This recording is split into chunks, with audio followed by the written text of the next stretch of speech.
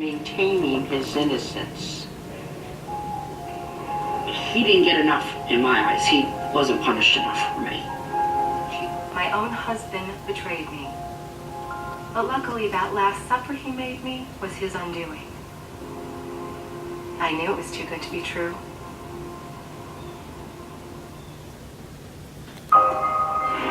We should talk to him next.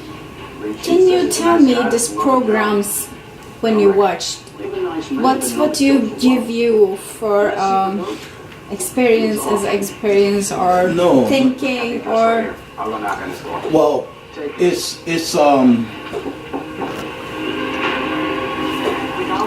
it's all about fascination. It's fascination not with the crime, right? But October 27, 1989. how they solve it. That's what fascinates me about these TV shows. I mean, crime is everywhere, and there's a lot of crime that don't get solved. You know what I mean? A lot of murders, a lot of even with rapes and stuff. They have DNA, but there's no DNA match in the systems, right? So I find it quite fascinating how they do the work and put the and take all the clues and put it together, right, and solve the crime. That's the reason why I watch the ID channel. That's the reason why I watch Oxygen. Okay, I know it frustrates you sometimes because but for me, again, it's about the fascination of it all. I'm just fascinated with it. My experience is I'm kind of apprehensive, right? But there was a situation that you're aware of that happened to me, right? And none of this was done. They didn't investigate totally and completely before they actually said, okay, all right? And one thing about the United States justice system is if you're black and you're accused of a crime, you're going to be convicted. You're going to be convicted, okay? And so what they end up doing, because the deck is stacked against you, defendant, plaintiff, the state of New Jersey versus me. So here's the disadvantage, because I have the state of New Jersey against just me. Okay, so that's the disadvantage. And for a black man, it's a great disadvantage. So, in the course of a black man being accused of a crime, okay, it's already solidified in the minds of the state, which is the prosecution, that you're guilty. They're not really interested in facts. They don't want facts. Okay, just give me some information and we'll take it from there. So when a black man is accused of a crime, a wise black man will see that it's an uphill battle. Going to trial isn't really conducive and isn't really beneficial for a black man, because they say that this is a jury of your peers, okay? A jury of my peers will consist of people that I know. Those are my peers. I know these people. But these 12 individuals that make up the jury are 12 strangers, and they're not my peers, right? There is nothing remotely comparable or compatible to me. And the number one fact being, they're all white. Okay? And not only are they all white, but they're old. And when I say old, I mean, they're in their 60s, their 70s, These people are the upstanding citizens of every community.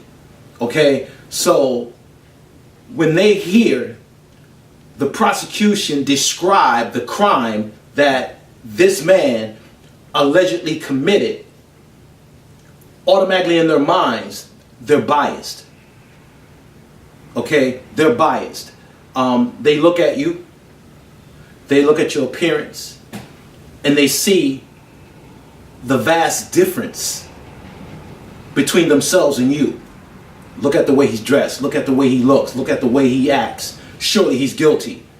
Okay? So every black man that ever went before a jury, with the exception of people like O.J. Simpson, Snoop Dogg, and maybe a few others, right? But the list is very, very small of black men who actually went before a jury and was found not guilty. Okay? But the average black man that stands before 12 white jurors will be adjudicated guilty. And because the state had to spend thousands and thousands of dollars, right, to convict you, they're going to give you the maximum amount of time in prison. Okay? So what ends up happening to the average black man when he's accused of a crime, the prosecution, with no evidence, no forensics, no fingerprints, none of that, right? It's just the allegation. But they're so sure of themselves, right, that they don't want to drop the case. They're not going to drop it. Because first, let me tell you this. It's their job to put us in prison. That's their job. That's what they get up in the morning for and come to work just to lock people up. That's their job. They don't care if you're innocent. They don't care if you're guilty. Their job is to lock you up. Okay? So the average black man who is accused of a crime and the state is reluctant to drop the charges will come to that average black man and say to him, okay, if you plead guilty to this crime, we'll offer you 5 years. But if you want to go to trial, we're going to ask for the maximum. Okay? So now here's the dilemma of the black man. He's sitting in a county jail. He can't make bail, you know, because they give him an absurd number. 50,000, 75,000, 85,000, 80, whatever. No average black man has that kind of money on hand. No average black man has assets that he can give as collateral for bail. Okay? So he sits in the county jail. 1 week turns into a month. 1 month turns into 2 months. 2 months turns into a year. Okay? So you're sitting in this county jail knowing good and well that you're innocent. You didn't do this, right? But there's no way for you to get out of it. And so 9 times out of 10, the average black man will accept the offer of 5 years just to be done with it. Because it's very stressful for anyone, okay, to be accused of a crime, a serious crime, okay, and then be forced to sit in a jail for a long period of time, okay? Because as you sit in a jail or even a prison, right? You're deteriorating. For me, I believe that you deteriorate faster than the individual that are out here going to work, going to school, enjoying picnics or whatever the case may be, because the atmosphere of the penal system, be it the prisons or the jails, right, is such that it's constantly stressful. All right, as an innocent man, you're forced to reckon with individuals that are in there that needs to be in there. Okay, and they may not see any light at the end of the tunnel, and so they look at you and they see, okay, well, this guy got 5 years, right? So he don't want to mess his time up. He's not. So they're going to try to victimize you.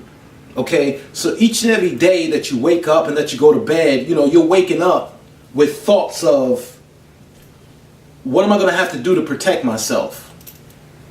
And you're going to bed with the thought of, what do I have to do to protect myself? All right, so again, I'm fascinated by the terms of events that happens in TV shows that are played on ID, investigative discovery. All right, and I'm only fascinated with the results. Okay, I'm not criminal minded to where I'm looking at these shows thinking, well, if I commit a murder, let me see if I can get away with this murder. No, because I believe that, especially in this day and age, there ain't no getting away with no crimes. There ain't none. Even the pettiest of crimes, because they got so many videos, cameras all over the place now. You steal a freaking piece of candy, you're gonna get caught. Okay, we take walks downtown and we frequent a few stores. You may not notice it, but I do, because I'm always vigilant. I'm always looking, right? And they have pictures posted of petty criminals who went in that store and stole items. So they put their picture up saying this man is a thief and he's not allowed in this store anymore. Okay, so video cameras, DNA, and all the rest of the techniques that these individuals are constantly coming up with makes it virtually impossible for any man or any woman or anybody for that matter to commit a crime and get away with it. You know? So I just watched the show. I watched the show for the results.